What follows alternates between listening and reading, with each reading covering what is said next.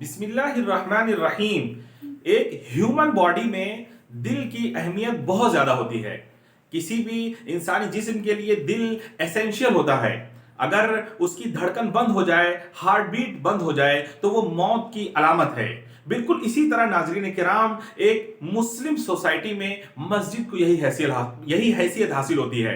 اگر کسی مسلم معاشرے میں مسجد کے اندر ہونے والی ایکٹیویٹیز بند ہو جائیں تو یہ اس بات کی علامت ہے کہ اس معاشرے کے لوگ، اس سوسائٹی کے لوگ جسمانی لحاظ سے تو زندہ ہیں لیکن ان کی روح مردہ ہو چکی ہے۔ ناظرین کرام، مسلم معاشرے میں مسجد کو اتنی زیادہ اہمیت حاصل ہے کہ آپ اس کا اندازہ اس بات سے لگائیے کہ آپ صلی اللہ علیہ وسلم نے جب مکہ سے مدینہ ہجرت فرمائی تو آپ نے سب سے پہلا جو کام کیا وہ مسجد نبوی کا قیام تھا۔ مسجد نبوی انفراسٹرکچر کے لحاظ سے کوئی بہت زیادہ عالی شان مسجد نہیں تھی، لیکن اس کے باوجود اس کے اندر ہونے والے کام، اس کے اندر ہونے والی ایکٹیویٹیز اور سرگرمیاں نہایت اہم تھیں۔ آج ہم آپ کو ایسی 10 ایکٹیویٹیز سے متعارف کرائیں گے جو مسجد نبوی میں آپ صلی اللہ علیہ وسلم کے سپرویژن میں انجام پاتی تھیں۔ ناظرین کرام، سب سے پہلے مسجد نبوی میں جو کام ہوتا تھا وہ تھا تعلیم و تربیت۔ مسجد نبوی کے اندر ایک صفہ بنا ہوا تھا۔ صفہ کہتے ہیں چبوترے کو، ڈائس کو، جو تھوڑا اونچا ہوتا ہے۔ دن کے وقت جو ہوم لیس پیپل ہوتے تھے، جنہوں نے مکہ سے مدینہ ہجرت کی تھی، مائگریٹ کیا تھا، وہ ان کے پاس گھر نہیں تھا، تو وہ رات میں اس صفے پر، اس چبوترے پر قیام کرتے تھے اور دن میں وہاں پر پڑھائی ہوتی تھی۔ اس طرح سے یہ اسلامک ہسٹری میں سب سے پہلی ریزیڈنشل یونیورسٹی تھی جو مسجد نبوی میں قائم ہوئی، جہاں پر کھانے اور پانی کے ساتھ ساتھ تعلیم و تربیت کا بھی اہتمام ہوتا تھا۔ اس مدرسے سے، اس ریزیڈنشل یونیورسٹی سے ایسے صحابہ پڑھ کر کے فارغ ہوئے جنہوں نے آرمینیا فتح کیا، جنہوں نے عراق فتح کیا، جو جنرل بہترین سولجرز بنے، جو سپہ سالار بنے، جو محدث بنے، جو فقیہ بنے، اور جنہوں نے دینی خدمات انجام دی۔ اسی طرح دوسرا کام جو مسجد نبوی ہی سے متصل ہوتا تھا وہ تھا جسمانی تربیت کا اہتمام۔ مسجد نبوی کا جو شمالی حصہ ہے اس کے پاس ایک اونچی بلند جگہ ہوتی تھی۔ آپ صلی اللہ علیہ وسلم وہاں کھڑے ہوتے اور گھوڑ سواری کا مقابلہ کرواتے۔ نیزہ بازی، گھوڑ سواری، کشتی ہوتی، اور تاریخ میں آتا ہے کہ ایسے 5 گھوڑ سواروں کو آپ صلی اللہ علیہ وسلم خود اپنے ہاتھوں سے انعام دیا کرتے تھے جو اول پوزیشن لاتے تھے۔ تو اس طرح سے ہارس رائڈرز کے لیے، کشتی لڑنے والوں کے لیے انعامی مقابلہ ہوا کرتا تھا، جس سے نہ صرف یہ کہ لوگوں کی روح مضبوط رہے بلکہ ان کے جسم بھی صحت مند رہیں، اس بات کو بھی مسجد ہی سے انشور کیا جاتا تھا۔ ناظرین کرام، تیسری ایکٹیویٹی جو مسجد نبوی میں انجام پاتی تھی وہ تھی ادب اور تفریح۔ مسجد نبوی کے اندر حضرت حسان بن ثابت رضی اللہ تعالیٰ عنہ اور دیگر صحابہ مدح نبی صلی اللہ علیہ وسلم میں نعتیہ کلام پیش کرتے، زمانے جاہلیت کے اشعار سنائے جاتے جن کے اندر کوئی سبق ہوتا، اور اس طرح سے وہ اپنی کمیونیکیشن اسکلز ڈیولپ کیا کرتے تھے۔ ان کو بولنے کا سلیقہ بھی ان کے اندر پیدا ہوتا تھا، اور جو ماضی کی تاریخ کی معلومات ہے وہ بھی حاصل ہوا کرتی تھی، اور ذہنی تفریح، انٹلیکچوئل انٹرٹینمنٹ بھی حاصل ہوتا تھا جو بالکل جائز اور درست ہوا کرتا تھا۔ وہاں کوئی بیہودہ بات نہیں ہوا کرتی تھی۔ تو اس طرح سے اسی مسجد میں ادب اور تفریح کی محفلیں بھی منعقد ہوا کرتی تھیں، جس میں شاعری اور نعت اور حمد یا کلام سنایا جاتا تھا۔ چوتھا کام جو مسجد نبوی میں ہوتا تھا وہ تھا مالی اور معاشی نوعیت کا۔ آپ کو معلوم ہے کہ جب بھی کوئی غریب قبیلہ مسجد نبوی میں آپ سے ملاقات کے لیے آتا، وہ بھوکا ہوتا یا اس کے پاس کپڑے مناسب نہیں ہوتے، تو آپ اپنے صحابہ کو موٹیویٹ کرتے، انفاق پر لیکچر دیتے اور لوگوں کو انکریج کرتے کہ وہ لا کر کے غریب لوگوں پر خرچ کریں، کپڑوں کا انتظام کریں، ان کے لیے کھانے پینے کا نظم کریں۔ آپ نے وہ واقعہ بھی مشہور سنا ہوگا کہ ایک انصاری صحابی نے آ کر کے آپ صلی اللہ علیہ وسلم سے مالی سوال کیا، وہ بھوکے تھے اور محتاج تھے۔ تو آپ صلی اللہ علیہ وسلم نے ان سے پوچھا کہ آپ کے گھر میں کیا ہے؟ انہوں نے کہا کہ ہمارے گھر میں ایک کمبل ہے جو ہم بچھا لیتے ہیں اور وہی اوڑھ لیتے ہیں، اور ایک پیالہ ہے جس سے ہم پانی پی لیتے ہیں۔ تو آپ نے کہا دونوں سامان لے آئیے۔ وہ کمبل اور وہ پیالہ لے کر آئے۔ آپ نے مسجد کے اندر آکشن کیا۔ آپ نے کہا کہ یہ پیالہ اور یہ جو کمبل ہے، جو بلینکٹ ہے، اس کو کون خریدے گا؟ ایک صحابی کھڑے ہوئے، انہوں نے کہا کہ میں اس کو 1 درہم میں خریدتا ہوں۔ آپ نے کہا کہ اس سے زیادہ کون دینے کے لیے تیار ہے. اس طرح بولی لگتے لگتے ایک صاحب 2 درہم میں خریدنے کے لیے تیار ہو گئے. 2 درہم میں آپ نے ان صحابی سے کہا کہ آپ 1 درہم میں اپنے گھر میں غلہ اناج رکھوا لیجئے, اور یہ جو دوسرا درہم ہے اس سے ایک کلہاڑی لیتے ہیں. آپ نے ایک کلہاڑی کو دلوائی, اس کا جو دستہ ہوتا ہے اپنے ہاتھ سے اس کو سیٹ کیا اور کہا جنگل چلے جاؤ اور 15 دن سے پہلے نا یہاں بھی دکھائی نہ دینا. وہ صحابی 15 دن تک گئے جنگل میں, انہوں نے لکڑیاں کاٹی اور اس کو فروخت کی, اور 15 دن کے بعد جب وہ واپس آئے تو ان کے پاس 8 درہم موجود تھے. ناظرین کرام, موجودہ دور میں جو مائکرو فنانس کی اصطلاح استعمال ہوتی ہے اس کی بنیاد یہی حدیث ہے کہ آپ کے پاس جو بھی اویلیبل ریسورسز ہیں, جو موجودہ وسائل ہیں, اس کو اس طرح استعمال کرنا کہ پھر اس سے مزید منی, مزید وسائل جو ہے وہ جنریٹ ہونے لگ جائیں. تو مسجد نبوی سے لوگوں کو فائنینشیل گائیڈنس بھی دی جاتی تھی, مالی اور معاشی معاملات بھی اس طرح سے انجام پاتے تھے. یہ چوتھی ایکٹیویٹی تھی. پانچویں جو ایکٹیویٹی تھی وہ یہ تھی کہ اس میں شفا خانہ قائم تھا. اور آپ کو معلوم ہے کہ اس شفا خانے کی جو ہیڈ تھیں, جو تمام میڈیکل ایکٹیویٹیز کو مانیٹر کر رہی تھیں, وہ ایک خاتون تھیں. ان کا نام تھا حضرت رفیدہ انصاریہ رضی اللہ تعالیٰ عنہ.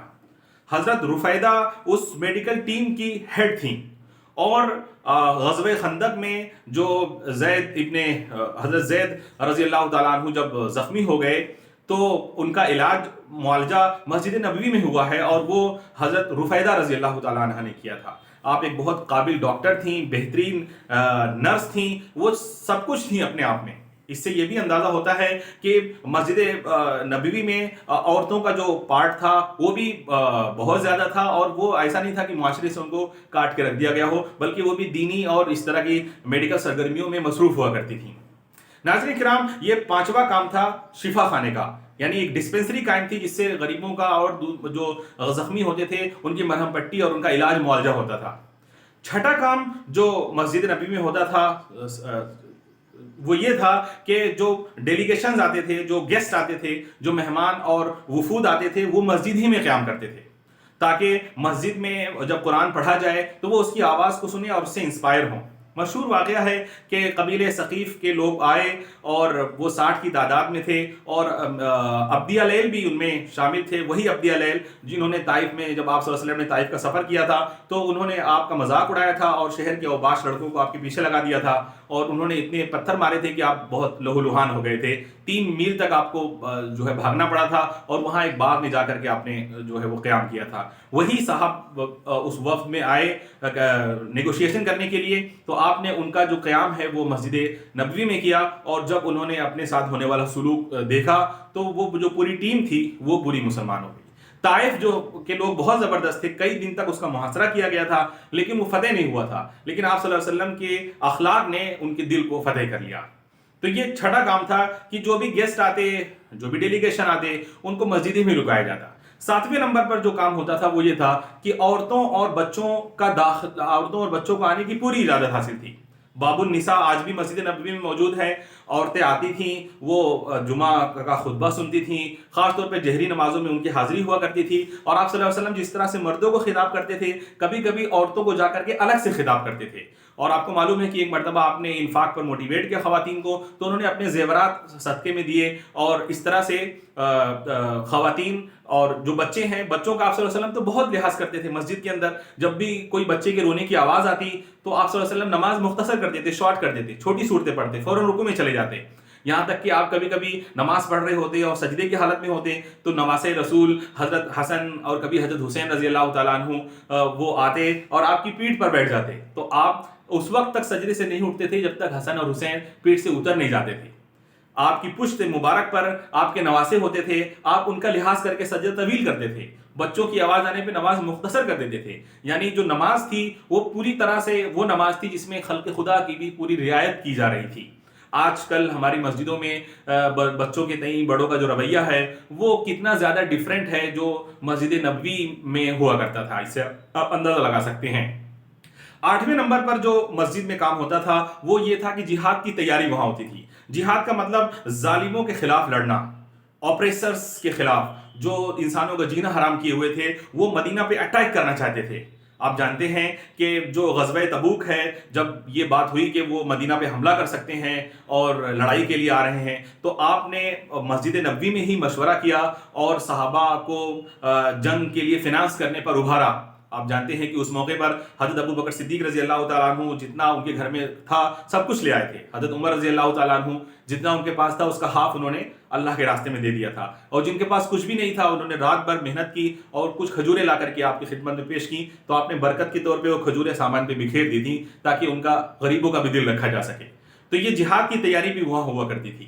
9ویں نمبر پر جو کام ہوتا تھا، مسجد کے اندر عدالت لگتی تھی، یعنی لوگوں کے جو معاشرتی معاملات ہوتے تھے، قانونی معاملات ہوتے تھے، ڈسپیوٹ جو ہوتا تھا وہ مسجد نبوی میں آپ صلی اللہ علیہ وسلم ہی سالو کرتے تھے، اور مسجد نبوی ایک اوپن کورٹ ہوا کرتی تھی۔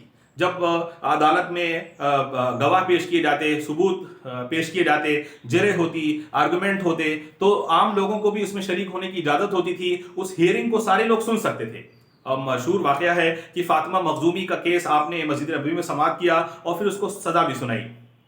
10ویں نمبر پر جو مسجد نبوی میں کام ہوتا تھا وہ یہ تھا کہ وہ جیل کے طور پہ بھی استعمال کی گئی۔ آپ جانتے ہیں کہ ایک صاحب تھے یمامہ کے رہنے والے، تو وہ وہاں پر آپ صلی اللہ علیہ وسلم کے قتل کے ارادے سے آئے تھے، اور ان کا نام جو ہے وہ غالباً ثمامہ تھا، اور وہ آئے تو تھے عمرہ کرنے کے لیے، لیکن ان کا مقصد آپ صلی اللہ علیہ وسلم کو نقصان پہنچانا تھا۔ صحابہ کرام کی فوجی دستے نے ان کو گرفتار کیا اور مسجد نبوی میں لا کر کے ان کو باندھ دیا، اور مسجد نبوی کے ستون کے ساتھ وہ باندھے گئے۔ آپ نے کہا کہ ان کے ساتھ بہترین سلوک کیا جائے، آپ کی اونٹنی سے ان کو دودھ پلایا گیا، ان کو بہترین کھانا کھلایا گیا، اور مسجد نبوی میں کسی نے ان کے اوپر طنز نہیں کیا، کسی نے کوئی پھپتی نہیں کسی، کسی نے ٹانٹ نہیں کیا کہ آئے تھے صاحب یہ کرنے، دیکھیے یہاں پر آ گئے۔ انہوں نے جب صحابہ کرام کا اخلاق دیکھا، انہیں محسوس ہوا کہ یہ تو قدسیوں کی جماعت ہے، یہ تو پاکیزہ ترین لوگ ہیں، کتنا بلند اخلاق کے ہیں کہ میں کس ارادے سے آیا تھا اور ان کا سلوک میرے ساتھ کیا ہے۔ اس طرح 2 دن رکھنے کے بعد جو ثمامہ تھے وہ مسلمان ہو گئے۔ انہوں نے بازو میں بغل میں جو نخلستان تھا وہاں جا کر کے غسل کیا اور آ کر کے انہوں نے پھر کلمہ پڑھ لیا۔